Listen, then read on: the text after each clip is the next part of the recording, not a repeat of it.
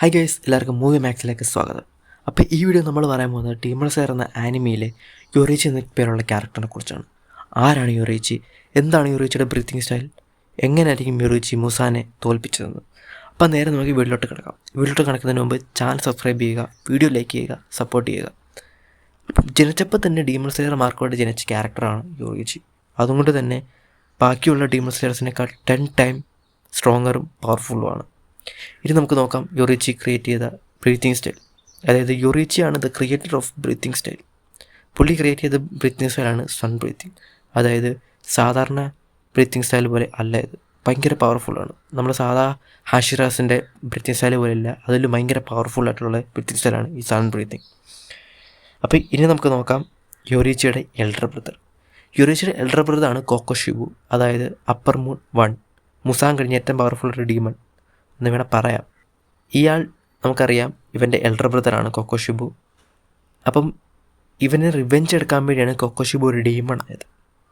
അപ്പോൾ ഇനിയുള്ള second part, അതായത് ഇൻഫിനിറ്റി കാസ്റ്റിൽ ആർക്ക് പാർട്ട് 2 2027 നമുക്ക് കാണാം കോക്കോഷിബുവിൻ്റെ റിയൽ ആക്ഷൻ. അപ്പോൾ ഇനി നമുക്ക് നോക്കാം യൊറീച്ചിക്കുള്ള വേറൊരു എബിലിറ്റി എന്തോന്ന്. യൊറീച്ചി ക്രിയേറ്റ് ചെയ്ത വേറൊരു എബിലിറ്റിയാണ് ട്രാൻസ്പെറൻറ്റ് വേൾഡ്. ഈ എബിലിറ്റി എന്ന് പറഞ്ഞാൽ ഡീമൺസിൻ്റെ ബോഡിയിലുള്ള ഓർഗൻസ് എല്ലാം നല്ല ക്ലിയർ ആയിട്ട് കാണാൻ പറ്റും, ട്രാൻസ്പെറൻ്റ് ആയിട്ട്. നമ്മളിത് ഇൻഫിനിറ്റി കാസ്റ്റിൽ ഫസ്റ്റ് പാർട്ടി ക്ലൈമാക്സ് ആകുന്ന സമയത്ത് താൻജിറോ ട്രാൻസ്പെറൻറ്റ് വേൾഡ് അൺലോക്ക് ചെയ്ത് നിങ്ങൾ കണ്ടായിരിക്കും. അതായത് അക്കാസയുടെ ഓർഗൻസ് എല്ലാം നമുക്ക് കാണാമായിരുന്നു. അത് തന്നെയാണ് യൊറീച്ചി ക്രിയേറ്റ് ചെയ്ത എബിലിറ്റി. ഇനി നമുക്ക് നോക്കാം എങ്ങനെയായിരിക്കും യൊറീച്ചി മുസാനെ തോൽപ്പിച്ചതെന്ന്.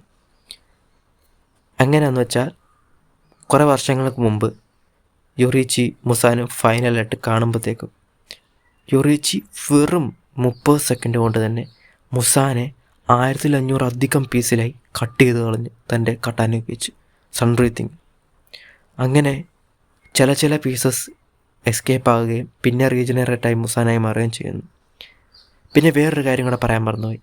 അതായത് ഈ ഡീമൺ സ്ലെയർ മാർക്കുള്ള ആർക്കെല്ലാം ഈ മാർക്ക് വരുവാണെങ്കിൽ അവർ 25 വയസ്സിൻ്റെ മണ്ടയ്ക്ക് ജീവിക്കത്തില്ലെന്നാണ് പറഞ്ഞത്. പക്ഷേ യൊറീച്ചി 80 വർഷം വരെ ജീവിച്ച് കാണിച്ചു. അപ്പോൾ ഇനി നമുക്ക് നോക്കാം മുസാൻ എന്തിനാണ് ഇവനെ എപ്പോഴും പേടിക്കുന്നതെന്ന്. അതായത് നമ്മൾ സീസൺ 2 കണ്ടതാണ്, എൻ്റർടൈൻമെൻറ്റ് ഡിസ്ട്രിക്റ്റിനകത്ത് കണ്ടതാണ്.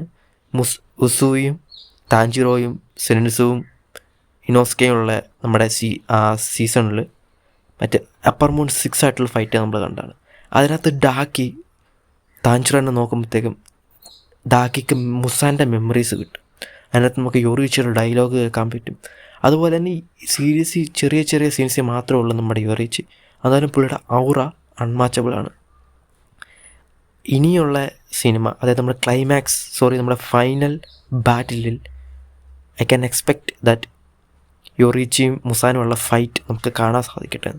ഉണ്ടെങ്കിൽ നല്ല കാര്യമാണ്. എനിക്കത് കാണാൻ ഭയങ്കര എക്സൈറ്റ്മെൻറ്റാണ്. ഞാൻ ഇതൊരു മാങ്ക വായിച്ചിട്ടില്ല, ബട്ട് എനിക്കത് കാണണമെന്നുണ്ട്. അപ്പോൾ ഇനി അടുത്ത ആരെക്കുറിച്ചാണ് വീഡിയോ കണ്ട് നിങ്ങൾ കമൻറ്റ് ചെയ്യുക. അപ്പോൾ നമുക്ക് വീഡിയോ വൈൻഡപ്പ് ചെയ്യാം. ബൈ. അതിനു മുമ്പായിട്ട് ചാനൽ സബ്സ്ക്രൈബ് ചെയ്യുക, വീഡിയോ ലൈക്ക് ചെയ്യുക. Bye guys.